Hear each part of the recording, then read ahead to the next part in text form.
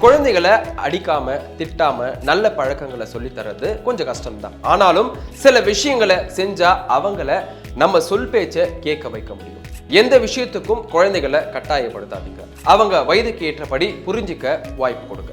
சாப்பிடுவதற்கு அடம் பிடிக்கும் குழந்தைகளுக்கு இப்போ சாப்பிடாவிட்டா நாளைக்கு விளையாட சக்தி இருக்காது, நீ ஏன் முடிவு செஞ்சுக்கோன்னு அன்பா சொல்லுங்க. இதன் மூலமா கட்டாயத்துக்குள்ளாக்காம முடிவெடுக்கும் திறனையும் அவங்க அடைவாங்க. உங்க குழந்தைகளை பாராட்ட எப்போதும் தவறாதீங்க. ஒரு உதவியை சரிவர செஞ்சாலோ இல்ல அவங்க படிப்பு விஷயத்துல கெட்டிக்காரத்தனமா இருந்தாலோ அவங்கள மறக்காம பாராட்டுங்க. முடிஞ்சா சின்ன சின்ன பரிசுகள் கொடுங்க. இது அவங்கள ஊக்கப்படுத்துவதோடு உங்க சொல்ல மதிக்க வேண்டும் என்ற சிந்தனையை அவங்களுக்கு ஏற்படுத்தும். தவறு செய்யும் குழந்தைகளுக்கு தண்டனை வழங்காம தவறையும் அதனால ஏற்படும் விளைவுகளையும் புரிய வைங்க. அதை புரிஞ்சிக்க நேரம் கொடுங்க. அதை பத்தி கண்டிப்பான மொழியில சொல்லாம அவங்களுக்கு பின் விளைவுகளை அன்பா நினைவூட்டுங்க.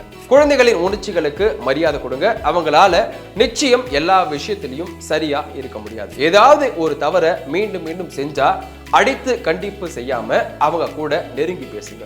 வெளியிடங்களுக்கு கூட்டிட்டு போயிட்டு அவங்கள புரிதலை உங்களுடன் பகிர சொல்லுங்க. இதனால ஏன் ஒரு தவறை மீண்டும் மீண்டும் செய்யறாங்க அப்படின்றத அவங்க கண்ணோட்டத்துல புரிந்து கொண்டு தீர்வும் காண முடியும். குழந்தைகளிடம் கண்டிப்பு அவசியம் இல்லை, ஆனா வரைமுறை கட்டாயம். எந்த விஷயத்திலையும் அவங்க மீண்டும் மீண்டும் செய்யாதபடி நாமே கண்காணிக்க வேண்டும். இல்லைன்னா அதுவே அவங்க பழக்கமாகிடும். இந்த விஷயங்களை தொடர்ந்து செஞ்சா குழந்தைகளை நல்ல பண்புள்ளவர்களா நம்மளால வளர்க்கவும் முடியும்.